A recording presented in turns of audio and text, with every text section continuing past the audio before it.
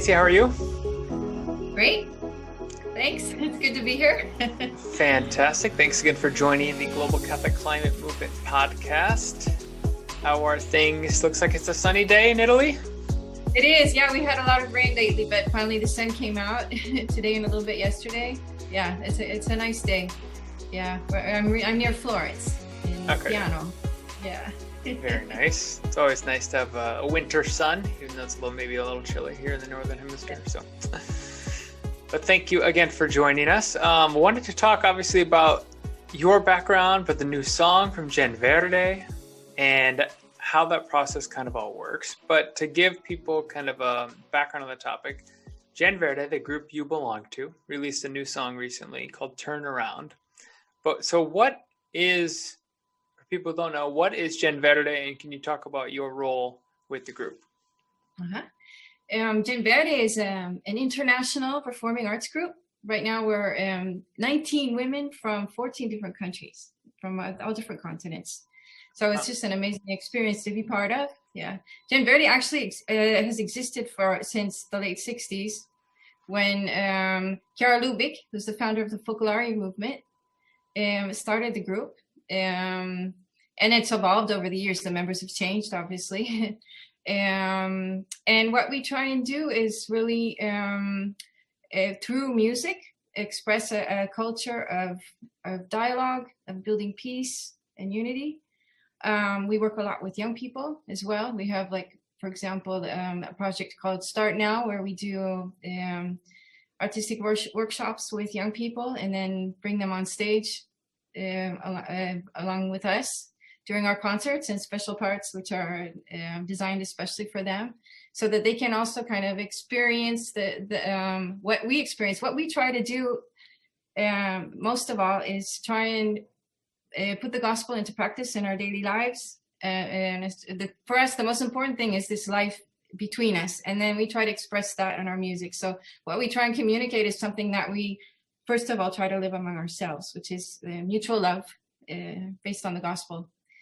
And that's what we try and also help the young people to experience. But it's also, we also have a lot of experience in dialogue with all kinds of people of different religions, people who maybe don't have a professed faith, and also finding that common ground that we can share. Often we found that if we try and base what we do on the golden rule, and we can really find common ground that everyone can identify with, and that's a really strong way to build peace. So that's one of the things that we try and concentrate on when we do these projects as well, and also through our music. Mm-hmm. And are all the members like Christian or Catholic, or is there a certain, not requirement, I guess, but a lack of, like, how does that work? Yeah, because the Focolare movement began in the Catholic Church, and actually in this moment, yes, we all happen to be Catholic, but that wouldn't necessarily be like a must among the members. Yeah, but we because we're like we live in this little international town called Piano. So a really based look that we actually, it's like a community, and where there are also people of all walks of life. There are families, there are consecrated people. There's also a university here, young people who attend the university.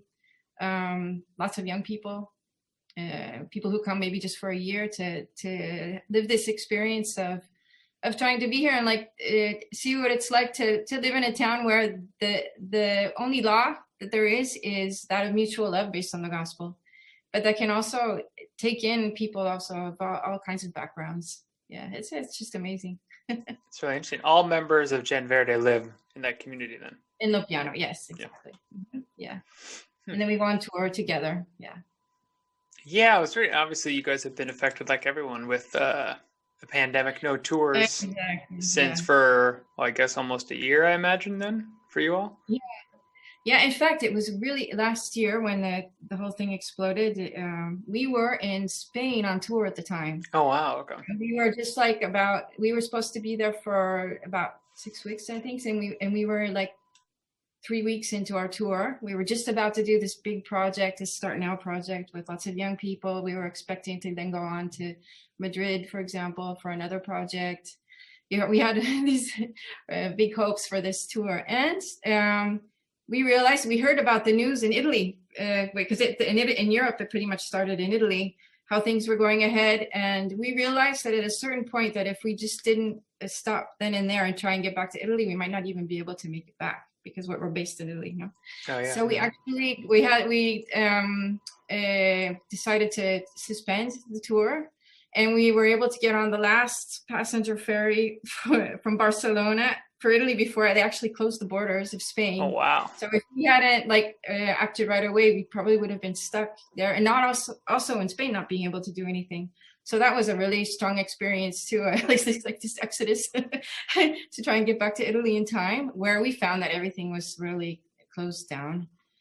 And then we realized that for quite a while we wouldn't be able to go on tour, and we'd have to kind of reinvent what we'd be doing this year, and also see how to go ahead.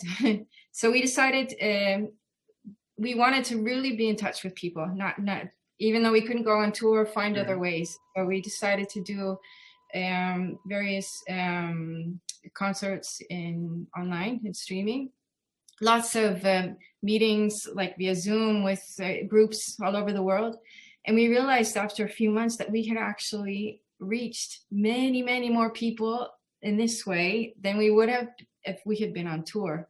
Oh, wow. And so that was a really strong experience. And then also it's been so amazing to see the generosity of so many people who've been, because we don't ask to pay for the concerts online. But they have the possibility if they want to sustain us. So, and it's just been amazing to see also how people have really responded to this. And I think we decided to do this because we really felt that we want to bring people hope, and it's a difficult time, so that they can feel that we're close to them. We want to, because also through our music, you can really be close to people and maybe help them to get through difficult moments, you know? So, and it's really resonated with people a lot. In fact, we just also did a big concert for Christmas, a special Christmas concert, and it was it was just amazing to see that lots of people followed it live, but then they just kept watching it, even over the up until just a short time ago, over a month, that we found that people were still watching this Christmas concert. It's just like you could really feel that there's a need for this, a need for hope, and to feel that we're all connected, that we can do this together, and that we can get through this tough moment. And so now we're making plans also for this next year. That it looks like it's kind of improbable that we'll be able to go on tour this next year as well. Yeah. Maybe towards the end of it, we'll have to see how it goes. So we're making plans to develop these online projects and stuff, and find ways to be in touch also, especially with young people, because that's really important to us, but with everybody all over the world. Yeah. Mm-hmm. It's interesting. People keep coming back to it, kind of re-engaging with that hope they're feeling, or that good, that good feeling from the concert too. Yeah, it's really an encouragement, and it's like a way to understand where people are at, what they need, so we're really trying to look into that, see what people, how music can help people, especially, and what also in our songwriting and stuff. And we're thinking about our next album and everything. And so trying also to be in dialogue, especially with young people, when we can, at least chat with them. What are you going through right now? And so that what we do is really connected with what they're living, which is not very easy right now. Yeah. Incredibly tough all over. It's terrible. Yeah. But you're the music director for Gen Verde. Uh-huh. And do you write all the songs? But you wrote this song for sure, the Turnaround, the latest. I did the words and music. We have a team, a songwriting team. Mm-hmm. It's really neat because we've got we're quite international. The one is from Brazil and two are Korean, but we also work a lot together with all the other members of Gen Verde. We have lots of members from Latin America, various from Europe, from Asia. Yeah. So we also try and, in our songwriting, what we try to do most of all is to kind of dig deep in our own experience, our own stories, our own effort to try and make the gospel come to life in our daily lives. But also the fact that we come from so many different cultures and languages and everything is really a very rich source of inspiration too. So lots of our songs also kind of have an ethnic twist. So we try and do music, especially that we think that young people will like. So it's mostly kind of pop rock, but it's got this kind of different characteristic with the contribution of our various cultures. Oh yeah. So yeah. So each song kind of has its own story. Yeah, maybe one of us writes it, but then we kind of work on it together to make sure that it resonates with people, that we think it'll work. Okay, so it's kind of a team effort then. It's a team effort. So yeah, you write it, but you might bounce it off people. Yeah, exactly. Yeah, and also we work with collaborators who, like, also in the production of the song and everything. So that's also another way to see if it works, if it resonates. Yeah. Yeah, for sure. So what inspired you to write this song then, Turn Around? Yeah, that's a great question. Yeah. It had been a while that that I personally wanted to write something on this subject. Kind of maybe the pandemic gave a moment to reflect on this, on how important it is today. And I had been reading Laudato Si, and lots of things about, and one of the things that also kind of I felt was really important to have come out was how young people are so much on the front lines in the battle to say, look, things have to change. It's like, and it's their future that's at risk. Yeah. So I really felt that I felt inspired at a certain point to write a song about this. So the first thing that came to mind was this phrase, turn around, which actually, like, for over a year was kind of turning around in my mind, maybe. But it's like, because thinking of the earth that turns around, but also hearing lots of things that Pope Francis has been saying, that we really need a conversion of our hearts, and then with the pandemic, you can either come out of it better or worse. And if we want to come out of it better, then we need this change, So I felt now I felt like this key kind of phrase, it's time to turn around. It's that maybe during the course of the song takes on various meanings as you go along. So, and then since we also use storytelling a lot, and storytelling is always a very efficient thing to do in songs if you want to touch people's hearts. I remember that I actually did an interview with an astronaut quite a few years ago, when I was living in New York at the United Nations. It was during a congress about the environment. And I was just so touched when he talked about his experience of seeing the Earth from space for the first time, seeing the Earth rise. And the impression that he had of seeing this globe that's all connected. In the song it says this living, breathing ball. It's kind of a way to kind of express what this reality that I felt. The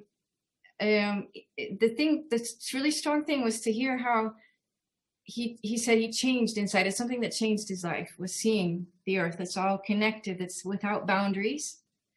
And this desire to really want to protect it, just seeing this beauty. And so I felt too that could be a really good beginning for this song, because you can write a song about the environment in different ways. Most of the songs about the environment are kind of like denouncing, everything's going badly. Yeah, like a terrible mood. Yeah. There's lots of songs that kind of take that direction. I felt that I wanted to express this beauty, because if we understand the beauty of creation and the gift that God has given us, and how everything really is all connected, as Pope Francis underlined continuously in Laudato Si, if we understand that, then we will want to change our hearts. We will want to protect it. So I thought, well, let's start with the beauty.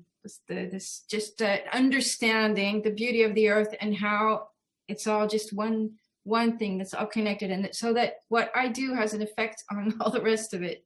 Now that's what we need to understand. That was kind of the start of it, and then there's the second part that's kind of references, for example, Greta and all the young people who are really trying to raise our awareness of that this is a very urgent problem. It was I actually sing the solo part too as well, and as I was preparing to sing this part, it's just such a strong experience to enter into like her mind and the mind of young people, what they're going through right now. And it was just like so I really felt, no, I really need to change personally. No, I to express that that concern, that really deep concern that they have, and this frustration that people aren't listening. No, mm-hmm. So I wanted to kind of capture that, but at the same time, not to like lead to a sense of desperation that we can't do anything about it, but to lead to hope that no, it's not too late. We're still in time. We can still do something. So I kind of wanted to communicate that through the verses, especially. Mm-hmm. You said you kind of felt that again as you wrote it, and then as you were singing it as well, it kind of sunk in with you deeper then while you were going through that. Exactly. Yeah. Then another thing, because we wanted the young people to have a really important part in this project as well. So I don't know if you'd like, I can maybe talk about this virtual choir. Yeah, of course, people. Because that was interesting. Really, did you see him throughout the video? In and of itself was a really awesome experience, because we wanted them to be present in some way, because we thought this is Jim Verdi's song, but it's also their song. Of all the kids, we even have there's even some rather small children, some young people they're from 9 different countries, 13 different ethnicities, all 5 continents. So we decided to form like this virtual choir, asking them to sing this part, which is kind of like a prayer to God, to the Holy Spirit. It also references Veni Creator Spiritus, which is actually an antique prayer of the church. But also since it says "Come Creator Spirit," that it link really well also to this theme of the earth, and also maybe take in also people of various faiths too. But it's this prayer also to thinking of this need for conversion, because it asks so that we can change our hearts, like to fill our hearts with love. Guide us on the narrow road to heal our common home. That's the words of the parts that the kids sing. Mm-hmm. And we just thought that it was so appropriate to entrust to their voices this part, which kind of then intertwines with the voices of Jim Verde, because it's the kids, the children, who can maybe show us the way, and who can maybe give voice to this universal prayer that we want to really change our hearts and change direction. So it's just so powerful to get their contributions. I did like a personal Zoom with each of them in all the different countries and stuff, and asked them to record that. They didn't even know how the song was going to be. They just knew their part. So that's fine.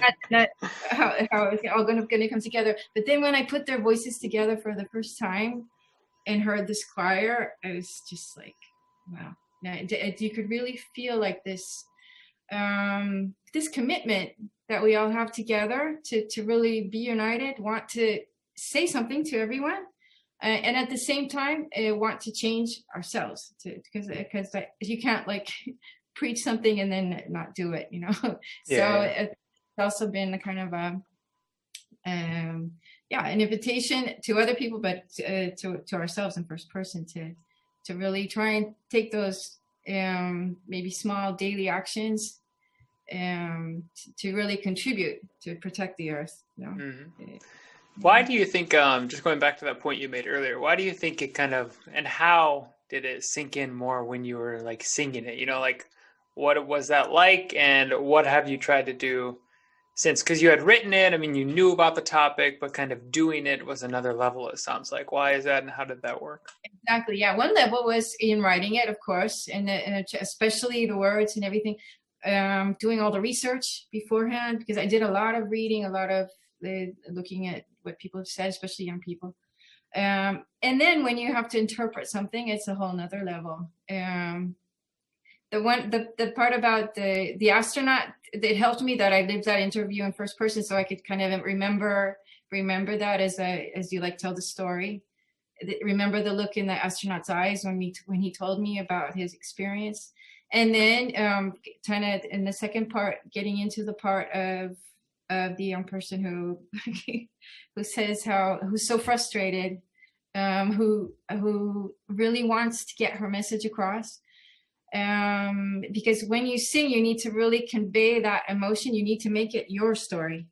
And so I felt that was kind of also an opportunity for me to, like you're saying, to let this message become mine, let it sink in, be the voice in some way of these young people. So what does that mean too? Like reflect on what it means in my daily life. What can I do to change, to take that narrow road to heal our common home? What does that mean for me? And look at my daily actions too. Like, for example, just to get into the really nitty gritty concrete things. For example, yeah, of course. I heard that. Okay, the dirtier, the better. No, the dirty as in nitty gritty, not dirty, but yeah. Yeah. For example, I heard that that for the environment, it's better. Like, for example, I like to use shower gel. You know, I heard that it's better if not use less plastic, and for other motives to use solid soap, for example. And I thought, no, I could never go without shower gel. I you know, but then I thought, no, but I could try. And I actually have some bars of soap that I just been sitting in my closet for a while. Why don't I at least try and use one? I'll see how it goes. And I thought, it's fine.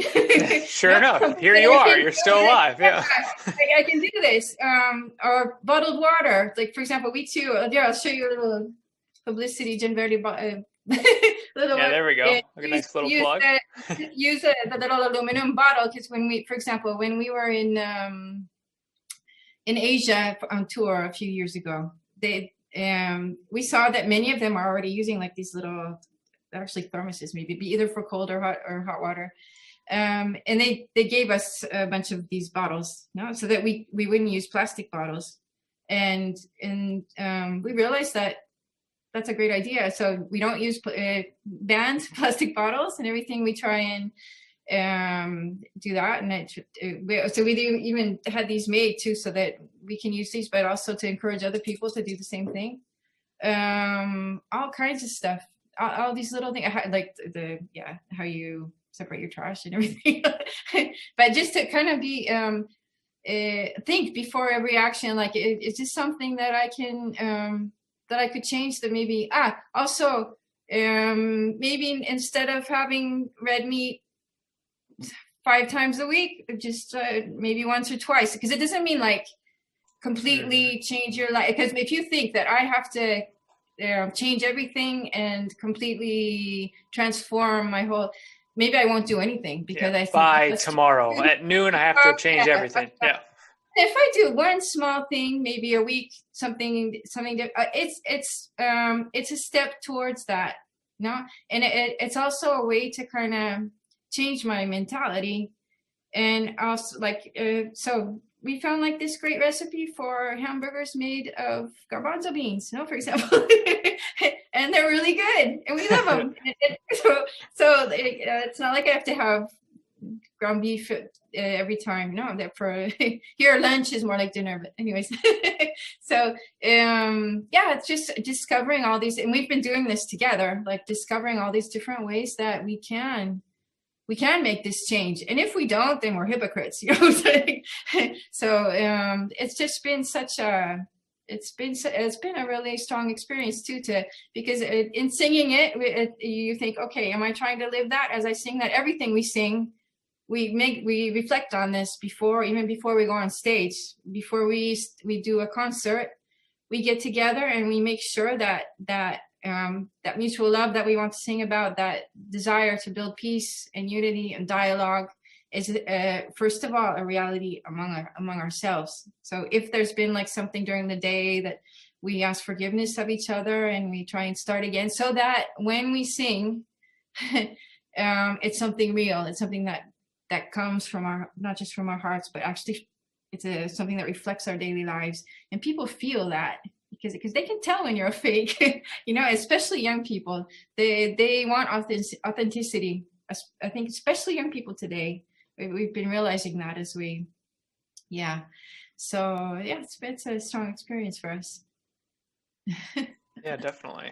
Why too is it so important? We were talking earlier how there are a lot of, even the news about, creation and climate tends to be like, we have to do this now, or it's kind of speaking the truth, but it can leave you kind of feeling down, like, wow, there's a huge hill to climb, right? But why was it so important to write a song that might, create hope in people and make them feel hopeful and positive, rather than kind of smushing their face in the news and saying, like, look what we did, kind of, why was that so important?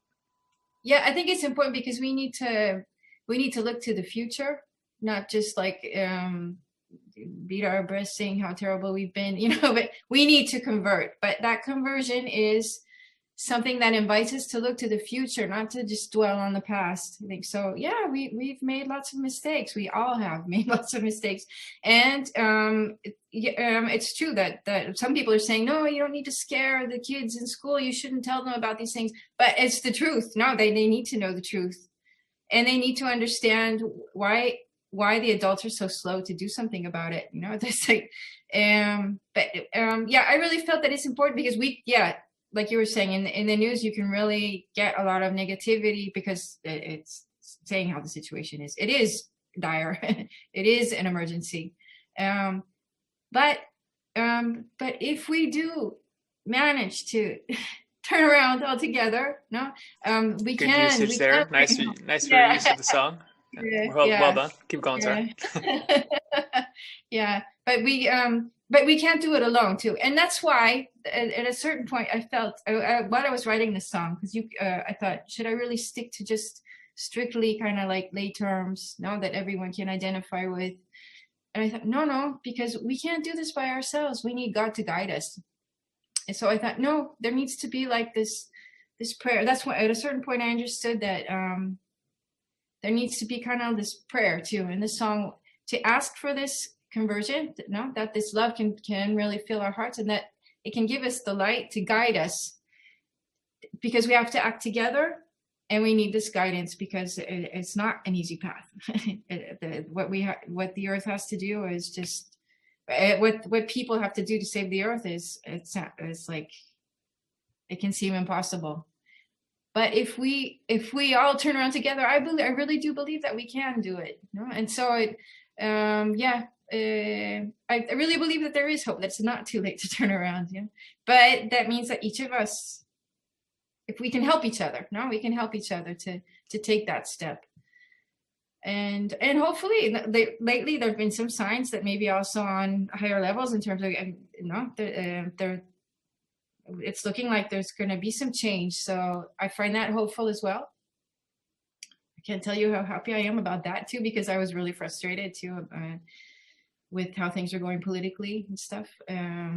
So maybe that's also maybe it's God guiding history. Who knows? No, I'm sure in some way it is. But also, so maybe we can really, we need that, and we need people's daily actions and daily hope, I think, to be able to do something to turn the situation around. Mm-hmm.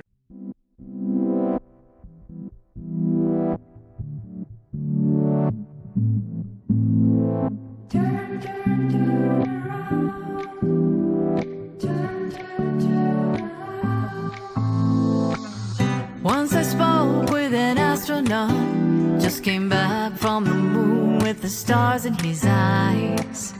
He said up there I learned a lot. Something changes inside when you see the earth rise.